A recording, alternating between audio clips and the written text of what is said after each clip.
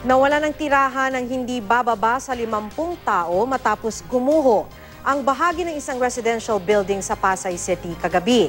Ayon sa mga otoridad, dati pa nila pinalilikas ang mga residente dahil hindi naligtas tumira doon. Makibalita tayo kay Haji Rieta. Sa itsura pa lang, pihadong hindi na mapakikinabangan pa ang bahagi ng residential building na ito sa Barangay 179 sa Maricaban, Pasay City. Matapos gumuho bandang alas 9:30 kagabi. Ang dahilan daw ng pagguho, ang umano'y malambot na pundasyon nito dahil sa sinasagawang dredging at widening sa creek na ito ng DPWH. Ayon sa kapitan ng barangay, wala na raw dapat mga bahay na nakatayo 3 metro ang layo mula sa creek. May tendency talagang gumuho yan kasi lumalalim na ang ilog. Habang hinuhukay, palubog ng balubog. May relocation site naman sa 13 Martires sa Cavite na ibinigay sa mga nakatira sa Gusali. Pero ayon sa kanila, may mga problema raw kasi sa paglilipatan sana sa kanila. Yung pinangako sa amin na financial, sabi sa amin, ano lang daw, saglit lang. Pero hanggang ngayon talaga, 3 months na 4 months na hindi pa namin nakukuha. Baba na po lahat dyan! Kaya ang ilan, pinakiusapan pa noong pinalis ng mga taga-barangay. Kasama ang GMA News, pinasok ng mga taga-barangay ang Gusali.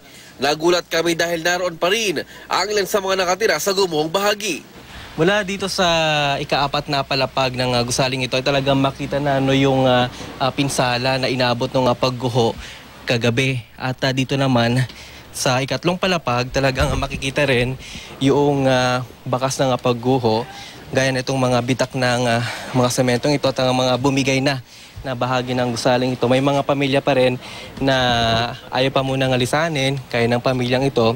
Pero ayon naman sa kanila, ay nakahanda naman sila sakaling maulit itong pagguho ng gusaling ito. Isa na rito, si Manong Beverly Tumolva. Halos patulog na nga ang kanyang pamilya ng aming makausap. Nakahanda naman po kami kahit anong oras po. Habang kinukunan namin ng gusali, ilang bahagi nito ang muling gumuho.